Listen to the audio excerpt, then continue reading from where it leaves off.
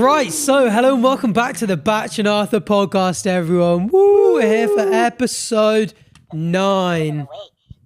No. Yeah, make a wish. Oh, well, we're already off on a bad start because that green little twat's piping You up. can't stand him, I can can't you? stand him. And it's because he stole your bitch. It's because he's... Fair motherfucker. It's because he's so unoriginal. He can keep that way. So unoriginal. It's just, bro, there's nothing unique about him. You've just got, yeah. Bro lives in a glass box with 10,000 other clones. Me, however... Oh, wait, how can I say that? Get back to the mothership, boy. How can I say that when I'm growing out my mullet? My mullet. Actually, loads of people asking about this, and George is going to cook me for this because when we went out for dinner with the boys the other day, he was like, "Why have you done 2 episode segments on mullets?" And I was like, "Oh, it's because of the time we had to go back in time and like speak about it, and now we're going to make it 3." Because everyone keeps asking like, "Why the hell did you have a mullet for like a week and then it's gone?" Oh yeah, it's gone. I feel like with that hairstyle, you need to get haircuts more frequently. Yeah. And then I had a haircut and he cut the top really short, cut the sides really short and left it completely on the back. And I was like, I look like I'm walking around with a ponytail or something. It looked really weird. Right. So I went back in. Most awkward experience ever. You went back into the same I went back guy. to the same barber about 3 hours later and he just like was getting ready to leave and he had his stuff and he was like, "Your hair grows quickly." And I was like, "Oh God." And he actually ended up taking it really well, although I wanted to kill myself the entire time I was sat in the chair. It felt so awkward. But I was just like, it's really long on the back. I'd like it short. I'd like it to match the top. And then like he just goes, "Oh, no worries." Like didn't charge me. He was very sweet about it. Oh. Cut it. And then I looked and I was like, "Where's it gone?" No, can you put it back on actually? Yeah. I changed my mind. It's not like a GTA Barbers Week and has stuff back on. So That's so weird. I like the way it looked in the first episode we dropped with it on, where it was like Yeah. a bit longer and curly, and now it's just gone. But I don't know. I'll grow it back. Oh, it'll come back. But yours fluctuates a lot the way you're. Yeah, it does. It's because I'm very slow at getting my haircut. I always put it off, and then when I do eventually get it done, it's not a mullet by the time I get it done, really. But people always consider me to have a mullet because by the time I get a haircut, this is really long. It's grown out. Yeah, you've just got long hair. Just got long hair, pretty much. You've just got a blown out fade or whatever it's called. Yeah. Oh yeah, I've just got a blown out back. That's what I've got. Blown out back and sides. Anyway, I feel we're doing it again. Oh, yeah, let's not talk about hair too much. So yeah. we're looking ahead. Today we're going to start off with some positive news, some cool stuff that's been in the news that'll make you feel better. Yeah. Bit scientific, but just a bit of a wholesome one. Then we're going to discuss supervolcanoes that could destroy the planet. We're lulling you into false sense of security and then getting all end of times on your ass. Yeah. Then we're going to do a tier list of famous scientific figures at a house party. Oh yeah. Who we'd invite, who we'd like to do the Martin to. What do you call it? Do the Martin too. What do you call it? The dance thing that he does. Yeah. Yeah. I did the Martin. That's what you always say. Oh, I did the Martin. And then we're going to finish off with some listener questions. So everyone's in bad spirits at the moment. The financial system's crashing.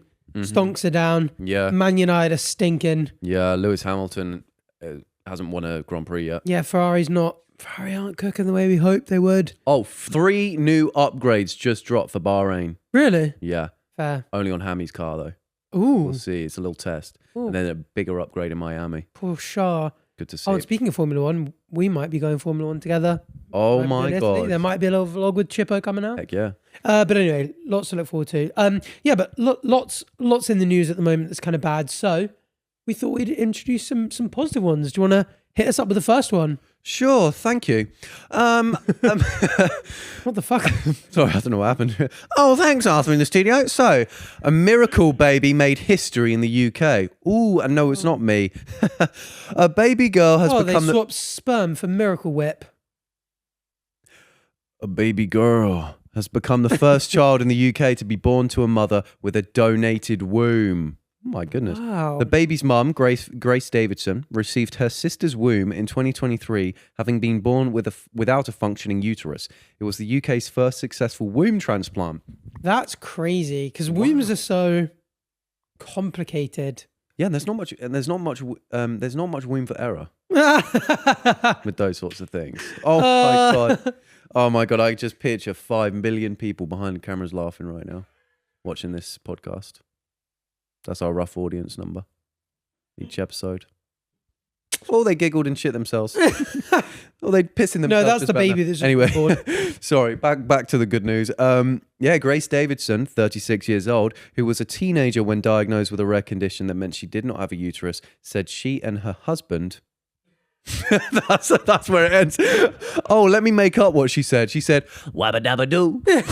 Said she and her husband subscribed to the Patreon and the YouTube channel and rated our podcast 5 stars on audio. Yeah, and is having the best time ever. Yeah.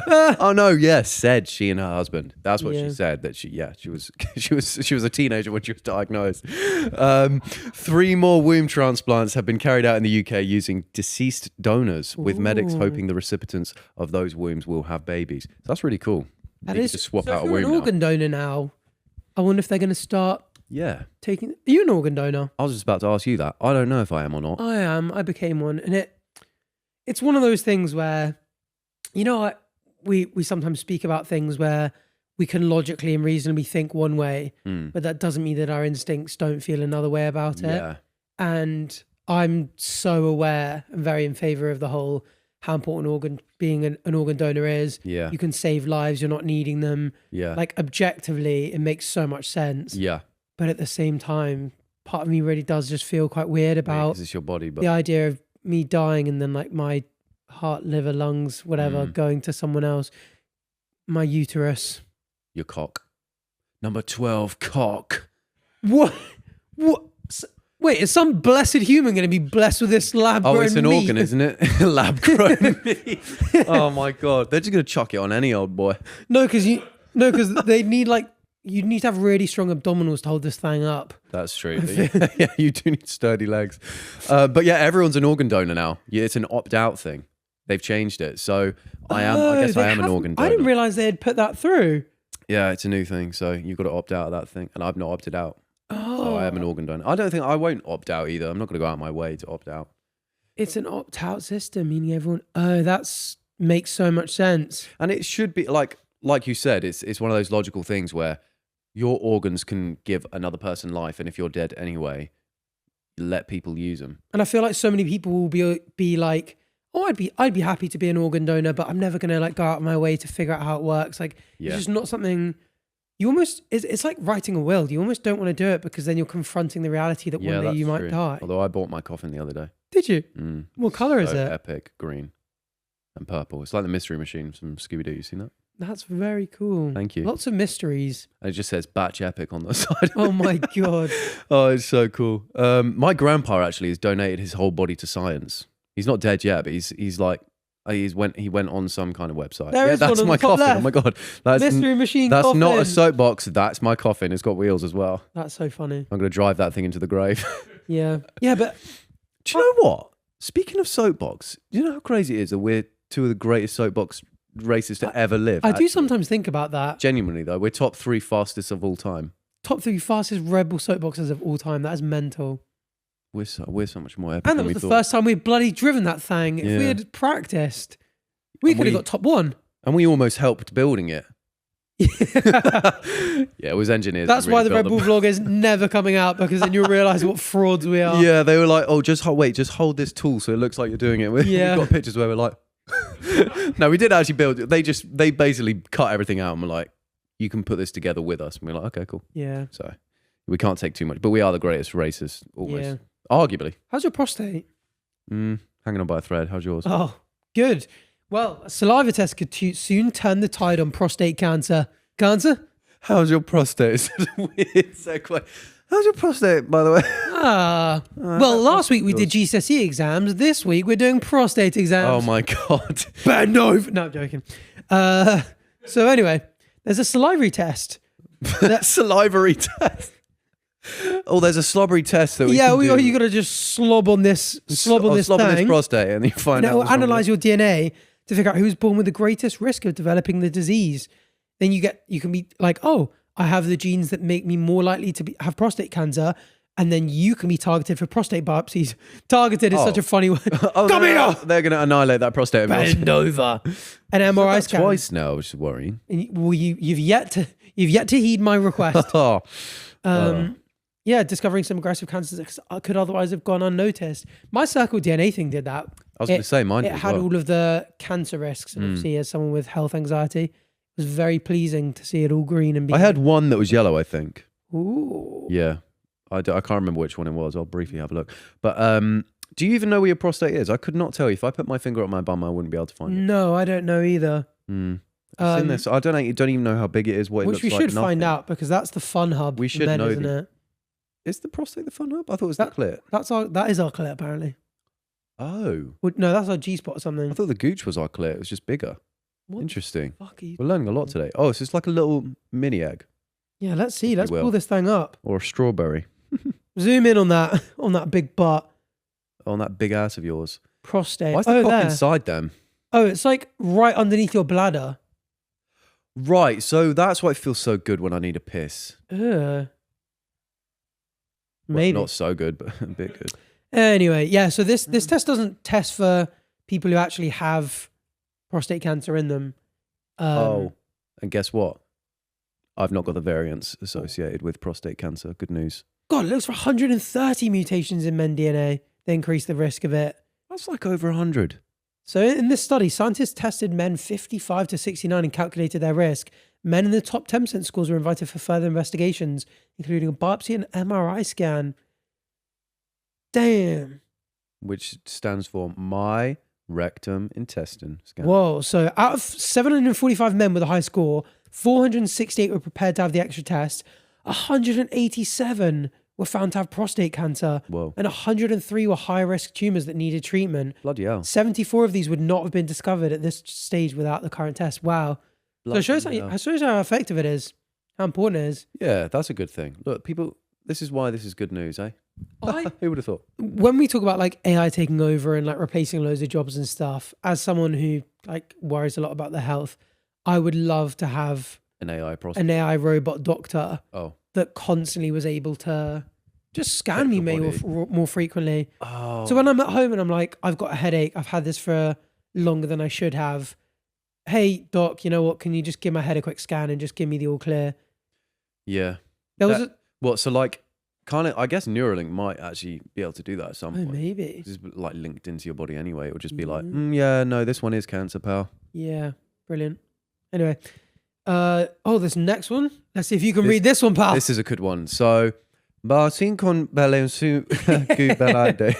English children to be taught financial literacy. This is great. Or shall I say cliteracy? That's highly inappropriate. I shouldn't say it. Okay. Oh, yeah, it's about children. Sex education. Yeah. Mixed with money, because they're two important things.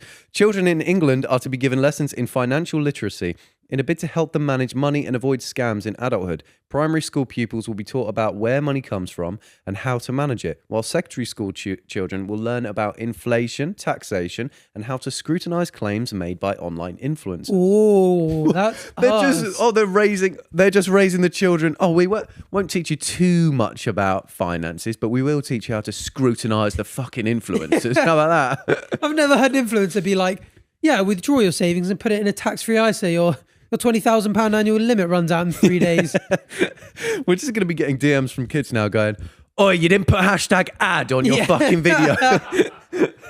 That's annoying that they've recently changed that when you get something gifted, you now have to put #ad rather than #gifted.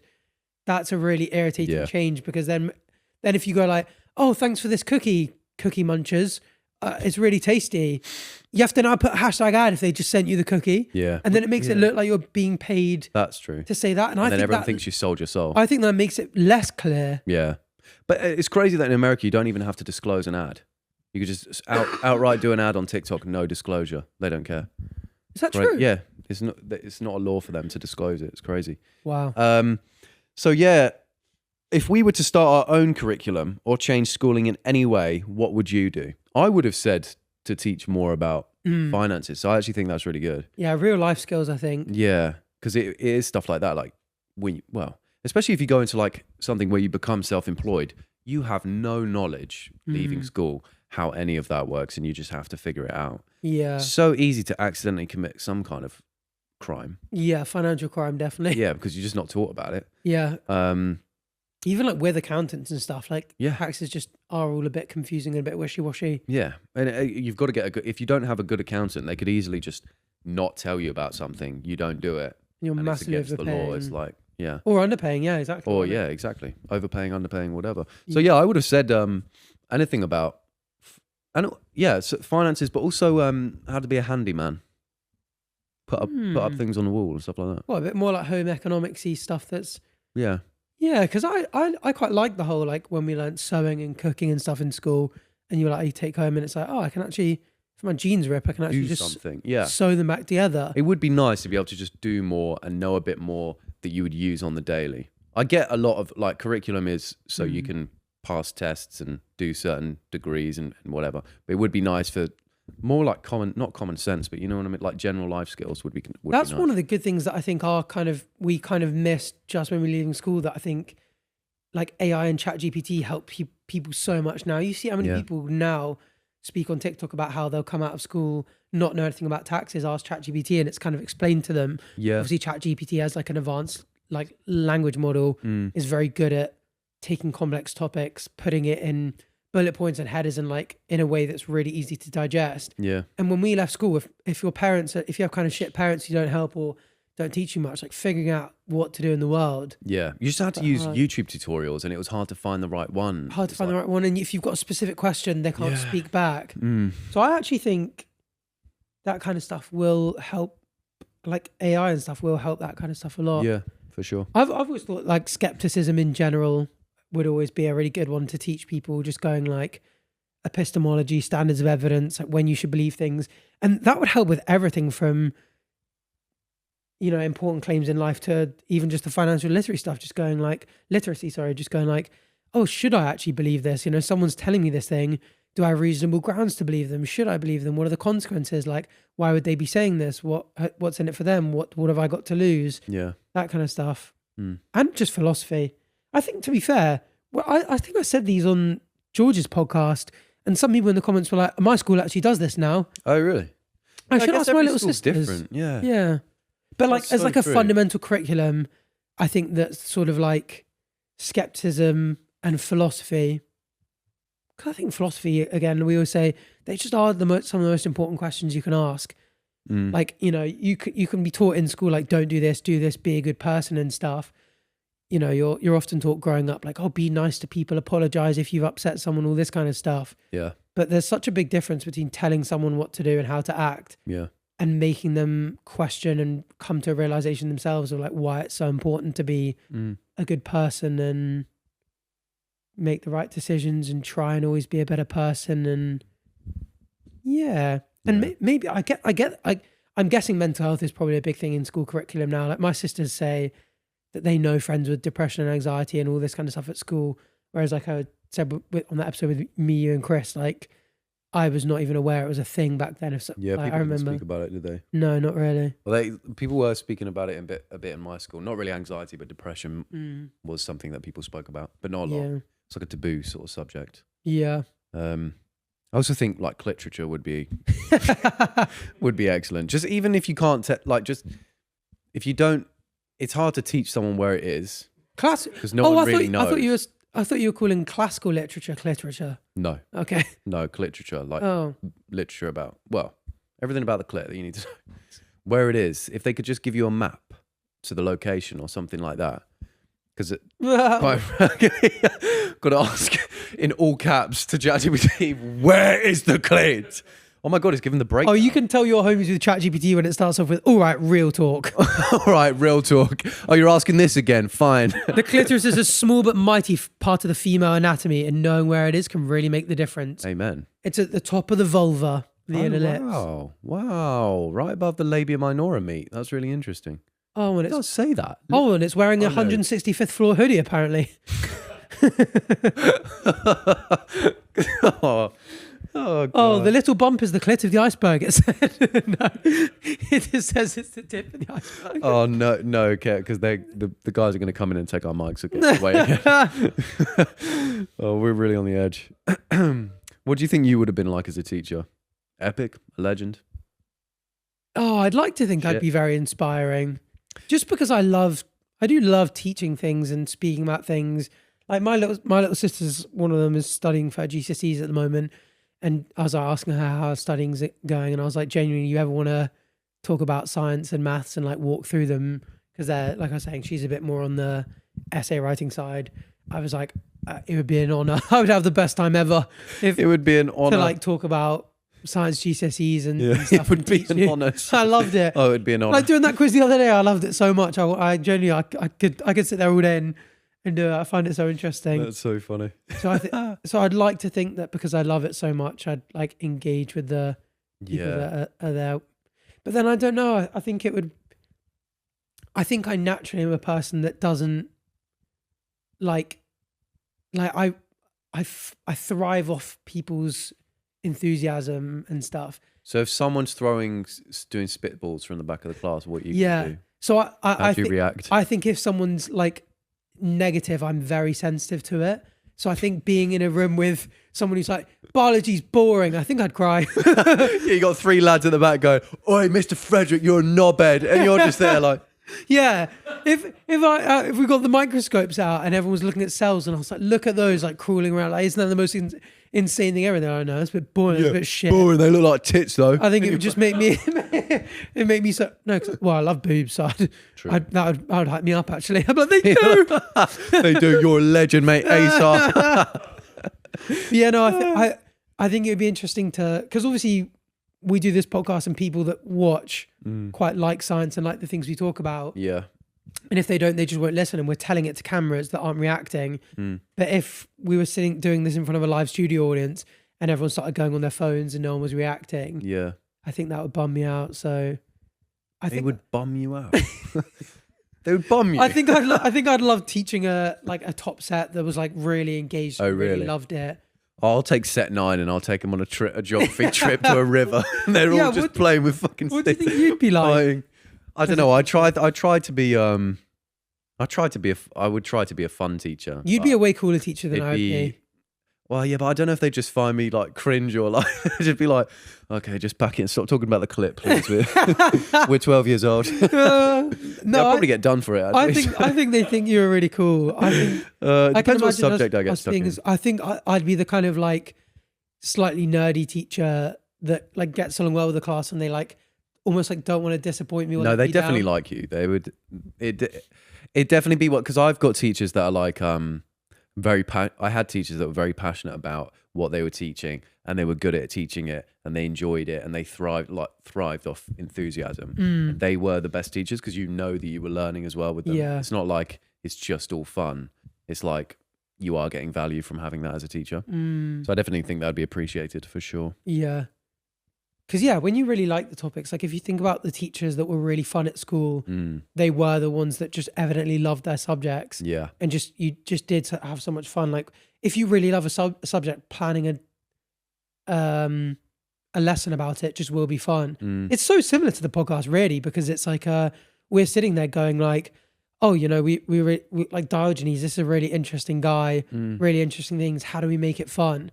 Let's add some mini games. Let's add some, you know, like throw some funny headlines out there. Let's add some guesswork in there. Yeah. Like if we didn't care about it, but we wanted to speak about Diogenes, we could have rattled off the 10 facts and moved on. And it would be like, oh, you did this kind of funny thing. It's kind of funny, but... Did you have a favourite teacher? I think I just liked a lot of my teachers. Really? So I liked a lot of the subjects. I had my history teacher, Mr. Rogers, he was definitely the best. Really? So good. He was the sort of teacher that was just really good at teaching, but also really nice to be around. Like he was just a really nice guy. Yeah. Just a really sweet man. And yeah, he's just funny. One of my favourite teachers was a guy called Mr. Widdop, and he taught chemistry, and he was also our like house, I can't remember what they're called. You know, the teacher that like looks after your years house at like lunchtime or whatever, and like looks after the like your careers and that kind of stuff. But he was such a like perfect combination of like a little bit nerdy when it came to chemistry, which is so naturally me. Very, very funny, like very witty, very entertaining, like would roast students really well. Yeah. And like make the whole class laugh. So like you almost didn't want to misbehave, not because you get told off, but because Mr. Widdop would cook you. That's what Mr. Rogers was like as well. Yeah. I do like the teachers that cook you. Everyone in the class is like, oh shit. And it makes you really respect them weirdly. Yeah. Because if they're just going like, oh, do stop talking, you're almost like laughing at the teacher going, oh, he lost his cool. Yeah. But when they like just randomly start roasting one of the students, you're like, that's so funny because you've got his You're ass. a virgin, don't know why you're piping up. Yeah, exactly. Oh, yeah. So he was one of my favorites. And then, it just made a big difference when I think chemistry was probably one that I found slightly less interesting than biology. Yeah. But just because he was such an engaging and like funny, entertaining teacher, Mm. and obviously just like really liked chemistry, I was just like, I really used to just look forward to his classes. Yeah. I was a top guy. Mm. And I think he was one of those teachers as well that like, because he was involved in that part of my life where I was figuring out what to do when I was doing my applying for law at like universities and stuff, and like trying to get into Oxford and doing the applications and stuff. He was a real person who was like quite grounding, being like, not only like, why do you want to go there, but like, why do you think you're good enough? Yeah. And like was a very kind of like in a very nice way, because I feel like you can get kids to almost like doubt themselves and feel shit about themselves, but sort of like always kind of made me want to like work harder and like end up in as good a place as possible and all that kind of stuff. And just think everything he did was great. Yeah. Yeah. No, that's good. It's good to have teachers like that for sure. Do you ever wonder where they are now, or like what they're up to now? I know where Mr. Rogers is now because my younger sister still is at the school. Oh, that's the annoying thing. Well, my little sisters are never going to go to the boys' school in Jersey. Yeah. So so you won't. I don't have like someone at Vic still to be like, oh, this is what this teacher's like. Yeah. Because I am jealous. No, I like the check. My older sisters and younger sisters, when we go out down for dinner and stuff, like when we're all back in Jersey, they can talk like, about oh, it. how's Mrs.? Oh, is she still a bit like this? Does he still do this weird thing? Yeah. And they'll like laugh, and I'm like, I'd love to hear that. Yeah, no. About the teachers. I think Rogers is still roasting me to this day. Yeah. Oh, maybe on the off chance that there's someone at Vic, give me a little roundup of all the teachers. Give him an update, please. He's begging. A little update. I should check LinkedIn and see what they're up to. But that's you can't get the student experience from online and stuff. Like I could look and see what roles the teachers have and all this kind of stuff. But it tells you nothing really. It's like what are they like now? What are they still like? the same? Yeah. Yeah, that's so true. Yeah. Did you ever make a paper mache volcano at school? Oh, I actually didn't, disappointingly. Me neither. But speaking of paper mache. Oh, volcano. Wait, no. Not speaking of. Oh no! Speaking of paper mache, volcanoes. Am I right? Yeah, I'm right. Supervolcanoes. They're gonna kill us all. Oh shit! Oh, clip that. Just that 3-second segment. What is a supervolcano, Arthur? Oh, it's a volcano that explodes. Oh, it's a fucking volcano. With a volcanic explosivity index value of 8. Bloody hell. The highest rating. But I mean, everyone always talks about them. It was such a big thing at school, wasn't it? Yellowstone National Park. Yeah. About how there just on the is brink. this super volcano that's ready to just because it's overdue an eruption, isn't it? So it's like at any time it could happen. And like, have you seen like the Mount St. Helens, like before and after footage? We looked at it on an episode, didn't we? Once? Yeah. This season, actually, a supervolcano is 1,000 times more powerful. Bloody hell. And like some of the ones that have gone off now that have like deafened people within still quite a high radius, like have decimated Sonic wildlife boom and stuff. Comes in and it's like 1,000 times more powerful. With discharge, oh, you'll be eating every single one of those 1,000 cubic kilometers of material. Oh, please erupt. What is your thing with that? Discharge. That's one I've never been able to get on board with. What's my thing with discharge? You just always joke about loving it and speaking about it. That's the best breakfast. What do you mean? Well, it's better than porridge. It's just got a better protein ratio to anything else. Very similar colour, it can be. Yeah, exactly. Speaking of discharge, the difference between a regular volcano, guys, and a supervolcano is that you get a regular volcano is more of a cone, whereas a supervolcano is a caldera, which is just like it's a recession in the earth. So you can't really see it, can you? Like you can walk on top of a supervolcano without even knowing it's underneath you. And they're massive. Like the Yellowstone one is huge. Yeah. And it will just eventually just go, oh, it was going to bust its load at some point and kill everyone. We'll get onto one that I watched a documentary of recently that really freaked me out. But before we get onto Yellowstone, you've experienced an earthquake before, haven't you? Yeah. Oh yeah. It was in the summer of 2016. Was it? Was August. that the year? Yeah. I had to ask the year of Trump, Brexit, and you experiencing an earthquake. Yeah, exactly. Well, exactly. It was a big year for me. And I asked my family group chat because I couldn't remember the year. And I was like, oh, does anyone remember we were in Italy and when there was an earthquake? What was the year? And my little sister just replied with, no, sorry, I was too young to remember. Oh, thank you for your response. That's really helpful. And then, do you know what? And then my mum told me it was 2016. Then Eva replied again. And she said something even more useless. She said, I slept through it, so I wouldn't know. Oh, but can't I'm be not that asking. big. I'm not asking for context. It was a magnitude 6.6. Oh, what? Oh, 6.2. Oh, 6.2. We've already got the first exaggeration on the podcast. Bro, that still. I woke up. It was a 9.9. No, it was huge. It was at 3 a.m. and the whole room was rattling, and my bed had come away from the wall. The wardrobe had vibrated away from the Oh, side you of just the like thing. mum and dad are at it again. Yeah, I thought they were getting their backs blown out by someone. No, but we were in like an old Italian farmhouse in Umbria. It was like right in the countryside, no one around. And I was scared of ghosts at this age. And I thought for sure it was just a ghost had just started going ham on the furniture. I didn't think for a second it was an earthquake because I've never been in an earthquake. So I was like, this has got to be ghosts. What the fuck is? I was freaking out. I screamed, stood up, and then realized everyone else was out of their room, and it was an earthquake. It was really weird. I guess for us, just because we live in the UK and we're so far from that, like natural disasters are not at all in the back of our mind. Even like, no, it would take a while for things to be shaking before I'd go, oh, earthquake. Whereas obviously, exactly. if Yeah, you lived in wouldn't like LA, yeah, I'm sure you'd It'd feel the come to first shake mind. and you'd be like, oh, we're having an earthquake. yeah.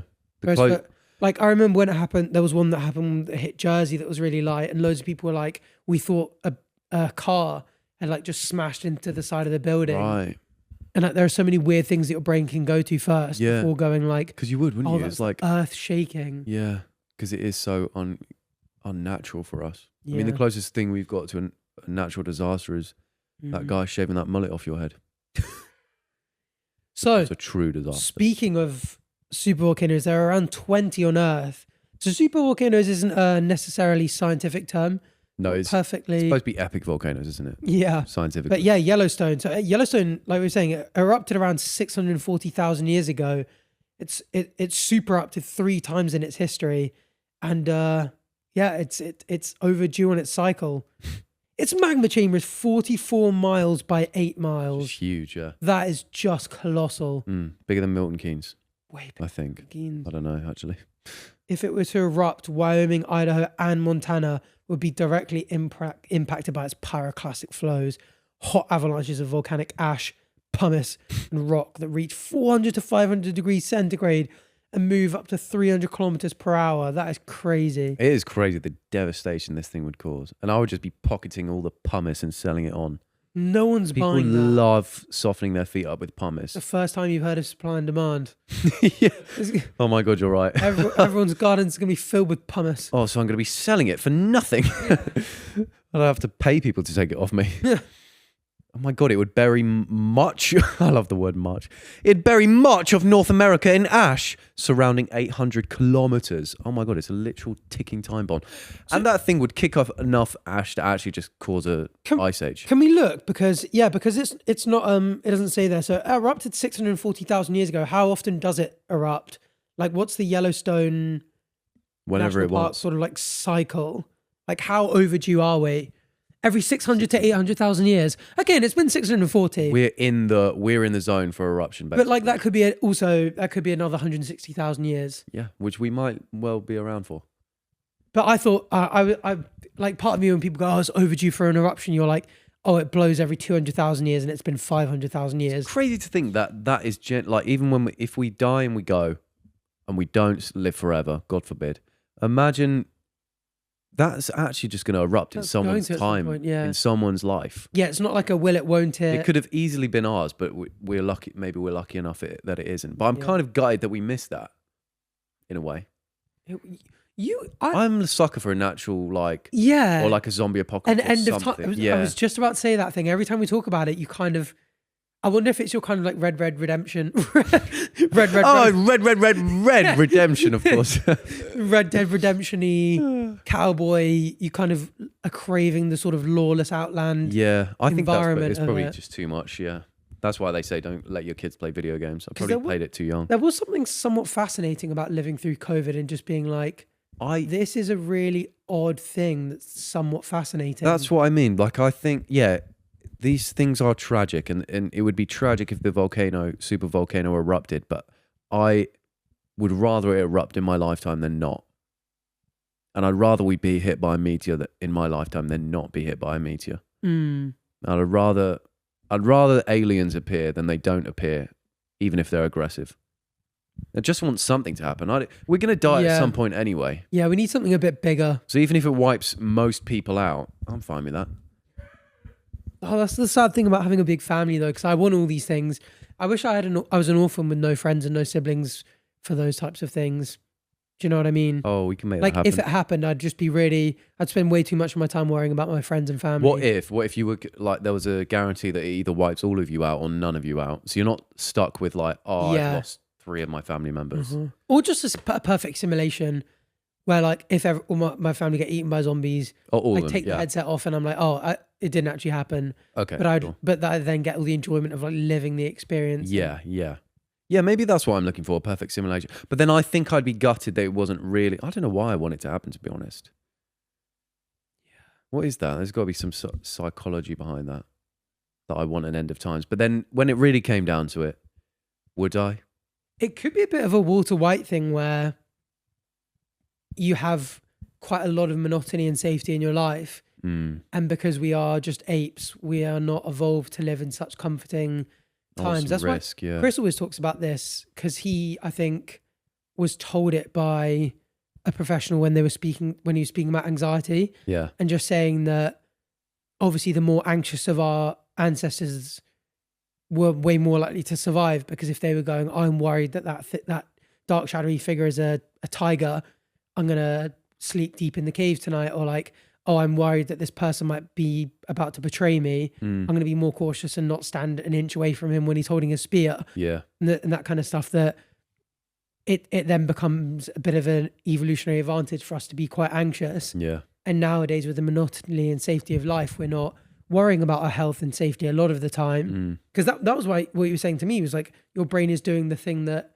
it's evolved to do and finding something to worry about. Yeah. And for me, that's health. But he's like, a lot of people find it in a lot of things in their life, and they just go like things that you almost like you would dream of if you were an ancient ape, like having a roof over your head and stuff. That kind of life is almost like boring. Yeah. And you look for things to either go, I'm not happy about this in my life, or like I'm worrying about this. Yeah. And you can end up worrying about things that are less relevant or less important or whatever. Yeah. You know? Yeah. I think I just need to probably just climb Everest or something, to be honest. Maybe. Get it out of my system. Wait, why did I say that? What was it you were saying you worried about? Nothing, that's the issue. I was saying, about why do I want there to be an end of world event? So that might come from the like kind of like almost like seeking something to challenge you in that kind of way. Right, because it's not happening. Yeah, exactly. Yeah, you're not probably happy. right. You're just going like Walter White, just being like, he's a teacher, he was a bit bored with his life, and then cancer came along. It's like all of a sudden he just sees his life, and he now is like, not now, but it's kind of like you kind of want some kind of jeopardy. Like if you're playing FIFA with the greatest team on FIFA and you're winning every game, boring. Everything's boring. Oh, boring. Or Sims. Everyone's always being like, do a Sims series and stuff. And then he's too good at Sims. When I used to play Sims as a kid, I used to use the infinite money glitch, of course. Who didn't? The Motherload one. Penguin, yeah. And then you'd have this like massive house with like 100 rooms, and they're all square, and you'd just be like, I can kind of get anything I want. Whereas when you have to go to work even on the games, when you have to go work and earn it. Yeah, like GTA, when you're like grinding it out on GTA. Yeah. The casino every morning. Yeah, exactly. For example. It makes it more fun. Like I think people always say like work is important for the soul because we kind of have always kind of needed to go out there and hunt for our food and gather and work hard for it.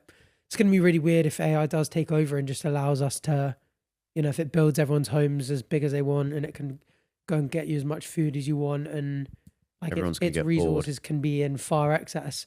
Like whether people go, I'm actually very happy now because I can do whatever I want, or whether people are deeply unhappy because they lose that kind of. I think most people would be happy. I think you just got to find something to do to keep you busy. That isn't like directly correlated with your survival. I've started really enjoying jigsaws, puzzles. Really? And that type of stuff I find really fun. And it's like, I know that there's no advantage to me doing this. Like I'm not at the end, I'm not wealthier or more skilled, or I haven't learned anything, but it's just fun. And I feel like you'd have to fill your life with stuff like that, like art or pottery or music or planting, football or having a green walking, thumb. hiking, Just doing, sure. getting out in the I think world. that's where it probably comes from. Is like deep down, I just want to try and survive for a bit. You know what I mean? I got banned from not eating. Well, I got banned from doing puzzles. You know the kid on the puzzles they got that image of the kid in the red circle and he's got a tuft of hair and it's like no one below 3. That's a picture of me because I ate 5 puzzle boxes in one sitting. That is crazy. 3 years old. How long do you actually think if I dropped you tomorrow in the wilderness, let's say Canadian wilderness in summer, how long could you survive? Realistically, because there's probably going to be some, let's say there's 2 survival people that watch our podcast and they're like, wilderness is going to eat you up. That's fine, I'll delete their comment. Thank you. Oh, I'd survive forever. No, realistically, I probably wouldn't survive long, but because I'm deluded, I'm going to go ahead and say infinite. Yeah, I actually think for years until a big disease gets me. Yeah. I think when it comes to it, life or death, I know if I don't survive, I'm fucking dead. So I think I'll do it. If I put my mind to it, I think I'll do it. And I know people probably disagree, but I'm Delulu. I don't care. Yeah, me too. I think I'm quite, because I think my thing is desert island. I've always had a weird yearn for my plane to crash and me rock up on a desert island and just have a year of like, because I love the beach, I love the sea. Yeah. I love the idea of spearfishing. Obviously, when you watch Bear Grylls The Island and you watch like them being covered in mites and getting itchy and scratchy and all this kind of stuff. That's why I hate that bit. I hate so much of it. And they don't, obviously, you can't brush your teeth or wear sunscreen and you end up stinking. Yeah. I know practically I wouldn't enjoy it, but I have a challenge, isn't it? I have a mental idea of like the spearfishing seems great, sleeping in a hammock, being outdoors all the time. It's just simple life, isn't it? It's like wandering through the forest, berry picking or spearfishing a gator. Yeah, we should do it for a YouTube video. I think it's inevitable that happen eventually. Yeah, because Weller did it, and the second Weller did it, I was like, I want to do something. Yeah, exactly we got to like survive on an island for sure. Yeah. So maybe the supervolcano eruption forces us into that. Yeah. Looking at some of the supervolcanoes, so there's one in Lake Toba, Indonesia, that erupted 74,000 years ago, caused a volcanic winter that may have nearly wiped out early humans. Genetic bottleneck theory. But this one, Campi Flegrei, is that how you pronounce it, Italian man, in Italy? Probably. Active near Naples. The caldera is 12 to 15 kilometers wide, and if it blows, southern Europe is toast. When I watched I watched this weird series on natural disasters, and so much of it was on hurricanes and stuff. But it showed what it would look like if this blew up. What, this Italian one? Everyone in Italy is just cooked. Oh no. And like Spain and France are pretty cooked, but I was like, next time I'm in Italy, I'm not going to get over the fact, because with Yellowstone, right, we can sit there and go, if Yellowstone erupts, we're going to have to deal with the essential nuclear type fallout. Like, which is my ideal situation anyway. But we're not going to have to deal with being blown up from the bottom by 500 degrees centigrade. Yeah, like instant death. Yeah. Whereas the Italy one, oh my goodness, it's like, because I'm not looking for instant death. I'm looking for threat of death. Yeah. This Italy one is like, look at that. Can we just dig this up? Oh my God. It's going over to Russia. What? Where's he off to? Why has he flopped his penis on Russia? Why does it look like that? Oh my days. Oh, we're fine though. But if we go to Italy, right? Yeah. So in the UK, we're okay. In Northern Italy's fine though. I think that's just initial ash layer. I think that's going to be blown by the wind that way. Initial Badussi, isn't it? But I think most of Italy just instant. Bloody hell. Like in that documentary, it was like, if you're in any of these parts of Italy, you are just instantly gone. Like no, and I was just bricking it. Don't worry. Really scary. Let me make a call. Hello? Yeah. Well, I'm going to need 3 buckets of water, dig down, not quite to bedrock. Let go of the buckets, turn that shit to obsidian. Oh my God. I'll be there with a diamond pickaxe in a month. Oh, I'm going to mine the whole thing. Don't worry about it. I've got it all under control. Yeah, let's look at what happens with a nuclear winter. So upon eruption, gases are shot into the air, mainly water vapor, CO2, SO2. A little bit of sulfur dioxide is the most significant one that reacts with water vapor to create sulfate aerosols. Everything's going to smell like egg. Yuck. And shit. They reflect radiation from sun into space, and the cooling effect lowers the temperature by 3 to 5 degrees. Bloody hell, which is enough to just freeze everything. So maybe we should ramp up global warming so that we hit the 3 or 5 degree increase. So that just resets us back to normal. So what can we do to ramp up global warming right now? You can keep farting a lot. Yeah, that's really helping. You're the big methane producer. I am. Actually, the more Bachelor's just overtaken cows, everyone. Let's give it up for Bachelor. I've just overtaken all the cows on earth. God, I'm sore, guys. I'm sore. But that's an easy question. Would you rather go out and still try and survive? We're both. Yeah, we're ready to survive. We're ready for survivors. it. We're actually begging for it, to be honest. And who would make the most content out of an apocalypse? Oh, I'd vlog every day. George as Wouldn't well. you? George is, we always say he's very good at coming up with ideas. Oh, he'd live stream our survival. He'd stream it. I wonder how many people would tune in to live stream. Probably anyone who's got a phone, probably. What else you got to locked do? In. Yeah. If you had a 3-year warning, there was going to be an eruption. How would you live out your final years? Let's stop working. 3 years left. I don't think I would. Because then the 3 years just feels like, I fall off for 3 years and then I go out on a low. Yeah, but I just spend way more time doing really enjoyable shit. I guess everyone stops watching YouTube. Most people stop watching. Your editors aren't going to work right. anymore. Let's just go out. I'd eat really good food as much as possible. Would you get fat? No. Oh my God, the sheer thought of it. She's buried her head in the fat sand. Arthur, she's just... she's like... Oh, fat phobic witch. Yeah. So now you've got a problem with both of these guys on this couch. Yes. Okay. Oh, no, she broke a leg. Break a leg, honey. Yeah, I definitely eat a lot of yummy food all the time. I care way less about my long-term health. I'd probably try a bunch of drugs. Really? What if you die by doing one of them and then you're like... No, I'd probably do ones that are pretty safe. I'm not going to go do like Fent. But I do Fent. But I do like magic mushrooms and LSD probably. Fair. Ecstasy. I'd just try it all and just see what a lot of them are like. I'll check in on you after a year. You're just like a pothead, just in your apartment. You haven't left. You're like, bro. The end is nigh, man. Yeah, we know this, you idiot. I think I'd go Diogenes with it, actually. Would you start living in the streets and shit everywhere? Live in a plant pot. That's probably I just have as much fun as possible. Yeah, I'd be as happy and joyous as possible. That would be the aim. Oh, and speaking of Diogenes, that brings us on to the perfect segue. Oh, I flattened my hair because I'm no longer a crazy man like Diogenes. We're going to be doing a tier list of scientific/philosophical figures at a house party. The tiers are, at the top, life of the party. Just below that, the host with the most. And below that, the one who drinks too much. Oh, and then again, we got the buzzkill. Oh, and then again, we got the starts a fight with a minion at the bottom. No, that's a top tier. No. That's the most enjoyable of them all. No, I wonder who would fit into that category. Yeah. All right, first up, we've got Einstein. Oh, I don't think he'd be fun.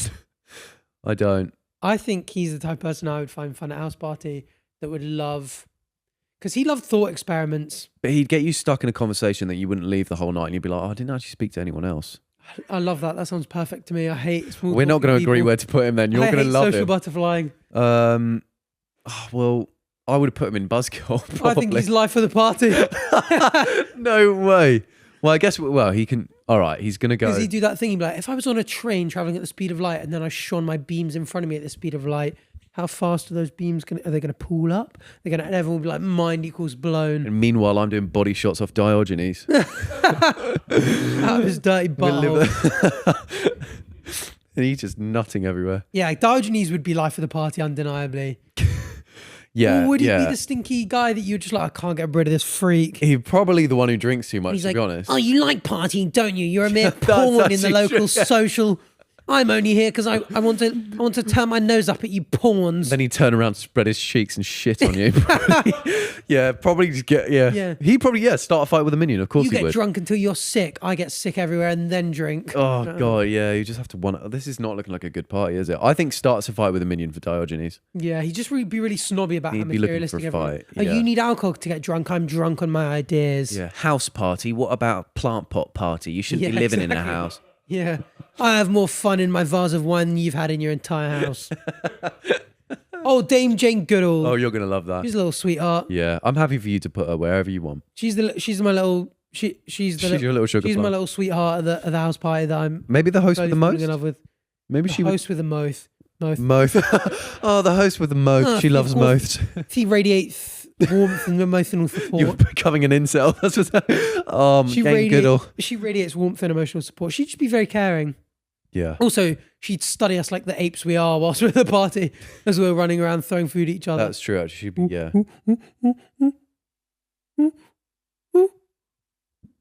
Anyway, Nikola Tesla. Now that's a banger. That is an absolute banger. He's an oddball. Wait, let's see what are the tiers again? I think I would put him. He drinks too much. He was a nutcase. He was a wild case. Was he? Yeah. Tesla? Yeah. Was he a wild case, or was it just because he worked with electricity? Everyone was like, "Oh, he's got to be wild." Yeah, everyone just has this idea of him. He's a really. Oh, he was a big drinker. He did. He's literally an alcoholic. Okay.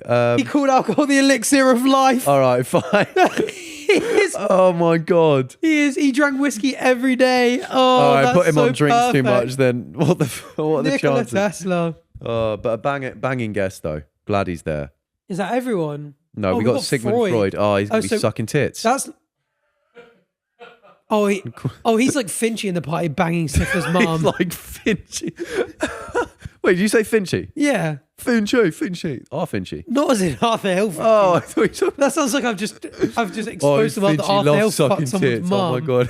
No, you know Finchmeister in American Pie. Have you seen American Pie? No. Is that where at band camp they shoved a flute up the pussy? Yeah. Yeah, I know that one quote. time at band camp, I've shoved the flute up my pussy. So yeah, who are we saying is Siggers? What's Sigmund Freud going to be? He could be a buzzkill. Yeah, I don't imagine him being fun. Oh, you're only getting that girl because she looks like your mum. Yeah, exactly. He's just going to make it weird, like, isn't he? Yeah. You're making it weird. Yeah, bro. he'd be like, you were never breastfed, were you? I'm like, what are you talking about? Oh, you down that pine a bit quickly. You and your father, your relationship's awful, isn't it? Your father was never impressed by you. Over-analysing like, everyone. Yeah. Yeah, he's a buzzkill. Yeah, buzzkill. Sorry, Buzz Sigmund. Killington. Sorry. Buzz Killington.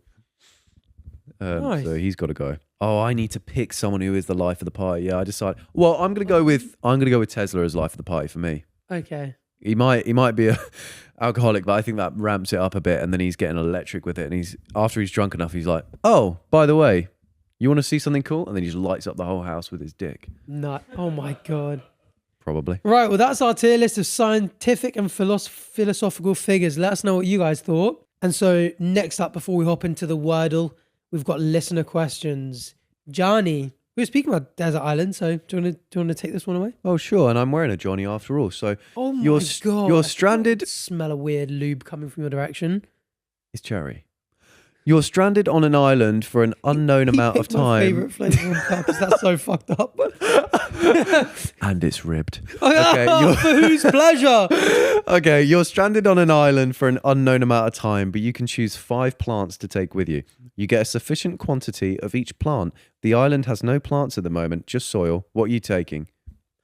Oh, I was thinking this was going to be like house plants. So I was like, I don't really care. Well, it's going to be a Venus flytrap #1 for me. Ooh, to eat all the bugs. No, just for my own engagement, pretty much. Oh. I quite like that because, yeah, it would... It's just although, epic. would I want to disturb the ecosystem on the island? Yes. To be epic. Yeah, it becomes your island. I'm all of a sudden realising this can be fruits, vegetables. Yeah. Oh, I'm all of a sudden becoming sentient. The island, the island has no plants. I think you've got to start from coconut. Wheat. Oh. Giving you fresh coconut water a lot. Although, it makes you shit yourself. Yeah, but in large quantities. I think you're right, though. Coconut water, because you do not want to get dehydrated. So let's lock in coconut water. Coconuts and watermelon. Yeah, that's a lot of water from it as well. That's a lot of hydration. And okay, delicious. Let's forget Venus flytrap then. Let's do coconuts, watermelon. I think we have to bring wheat, realistically. Yeah, that's very advanced though. Sometimes you've got to be advanced. Or potatoes. You just do potatoes instead? Bless me. Bless you. Oh, potatoes, yeah. Okay. Potato. Okay, coconut, watermelon. You say potato, I say potato. Coconut, watermelon, potato, plant. Do we do some kind of herb that's good for your health, maybe? Ooh, well, potatoes have a lot in there. You know what else I'd like? I wonder if I'm focusing too much on watery things. Yeah, maybe go money cucumber. Tree. You know, the inside of a cucumber is always several degrees colder than the outside. Why is that? So that would cool you down. Imagine just being able to have two. I think that's a luxury. Cucumber. Yeah. I know you're just going to put that up your ass anyway. You're just doing the whole temperature thing. Oh my God. You're doing the whole temperature thing to give another reason, but we know the truth. Let's Yeah. yeah, You you're come right. up one way. That's why I wanted the watermelon, so I could just drill a hole in it. Oh, no. Rice. Rice is a banger. Rice? Yeah. Do you know how hard it is to cultivate rice on a desert island? Yeah, but let's just assume we can Or are we do it. assuming that we can do it? Yeah. I don't mean, know about I'm pretty that. sure we can't do anything else anyway. I'm happy with just potatoes for my starch.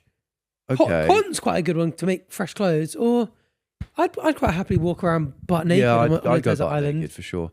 Coconuts, watermelon, potato. I did see coffee on there. I wouldn't mind coffee, but I don't know if you're going to agree with No, that. I wouldn't. I don't drink coffee. What Okay, are maybe some I'll other ones smuggle that that they're in. suggesting for us on that? Banana would be nice. We do Yeah. need something really sweet for dessert. Like a banana would be good. Watermelon. Potassium. It's really good for you. Banana is good for you. Yeah, Apple has a lot of fiber. We'll probably struggle with fiber out there anyway. that's true. Maybe we do apples. It's kind of like the king of the fruit. in Oh, terms this of is health. really tough. We should. Oh gosh, we haven't picked a tree really, and wood. Oh yeah, palm trees. Because you can tie your hammocks between a palm tree. Yeah, but can't you do that with a coconut tree anyway? No, because there are coconuts that would fall and kill you. That's What if the you risk take them with off though? coconut What if you trees. take them off? But they're growing. Like if they're green. Yeah, just fuck them off. Of one of them. I'd want palm trees for the shade, for being able to build things. Bamboo. Don't call me that. That would be bamboo. Would be Bamboo sick. would be sick. Okay, That's the ultimate building tool. yeah, And then bamboo. you can Birch build- is not. Wait. Yeah, she wants birch. No, you're not listening to me. You're coconut, actually watermelon, evil. potato, bamboo. Are we missing a really obvious one? Maybe some kind of bush or something. Or the thing is, banana leaves are really good for cooking things and laying on shelters, and you get bananas. You know what? I can go with bananas. Can we lock in banana? Yeah, let's lock in bananas. Banana. Oh, we could have gone cacao, and then we could have made chocolate. No, that's too complicated. We don't have sugar. Sugar cane. No, we'll do banana. No, we've got We'll enough do sugar beet. No, we'll do banana. That's fine. What? beetroot. Beer, barley and make beer. No, we'll do banana. You are mental. Thank you. All right, there are 5. Let us know what yours were, because we're curious. Yeah, actually, I put it in the comments. I bet we get cooked. Yeah, I know there's going to be comments being like, how the hell have you not thought about this? Oh, yeah, why And don't so you last up to finish the episode and topple us over to 1 hour toss or us something. off? We got Wordle. We've got a little Wordle coming up. So Weber. Wordle time. Here we go. Awesome sauce. All right. Start with the vowel. Let's start with a word that we've used already in this episode. Okay, fine. Banana. Volca. Volcano. Okay, Volca. No, that doesn't. You know, I've never. I only ever play Wordle. Erupt.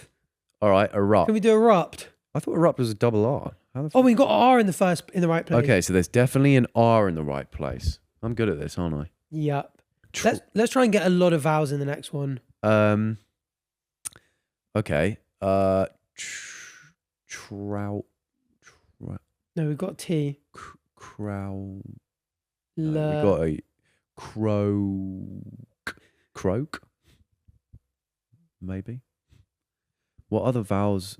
I would be nice. We don't want to use the R because we've already used it once. Oh, cloak. Yeah, but you know the R's there. Cloak. So we can go CLOAK. Okay, cloak. Oh, we got an O and an A. Oh, bloody Okay. hell. And they're not in the right place. Fuck, that makes sense. Oh, this is. Okay, let's. Well, do we want to. Because in Wordle now, do we keep the A and the O in to figure out where they are? Yeah. So would you go AR something? Arse maybe? So maybe like A and then an R.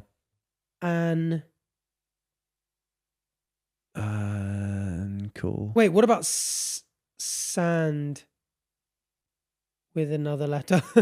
How can we make that even longer? Boom. Sandy, yeah, Sandy. Happy with that? Sandy. Oh, okay, he's done it anyway. Sandy. So Sandy, we've only got the A again, and it's in the wrong place. I think it's got to be AR. You think it's got to be AR, but we haven't even done an I yet. Arid. No, it's not. Is that a double R? Arid. No. Aristocrat. Can we fit that in? A. We're actually not that good at this. We could go viral. Oh, this ain't going viral. We're not getting any views on this, pal. Oh no, because that gives us the A in the same thing, and That does give us an I and a V. Is it worth it? Oh, we know there's no L as well. No, that's not a great one. It also could be like BR. We could try like BRA something O. Brad. Bravo. Bravo. Okay, try bravo. That could work. So we could have done braid and tested an I. O's not there either. But there's no E. Huh? There's no E. So we know that the A has to be at the start or the end. So I think it might be AR. It's got to be AR. Oh, I think it's going to have to start with an A. AR. What words start with an AR? Arrow. Arrow works. Yeah, test arrow. Oh, yeah! The full bloody thing. Straight. Arrow. Crikey. You were right with the A being at the start the whole time. Oh, I just felt it in my gut. Yep. Right here. Oh, and that reminds me. Of your guts being rearranged. It reminds me of this time I took an arrow to the knee because I didn't hit the subscribe button and I didn't rate the podcast 5 stars. Oh, and epic. I didn't subscribe to the Bach and Arthur Patreon. Mm-hmm. Do all those things. Thanks for watching. See you next week. We'll see you next week. Bye. Or we'll see you next week.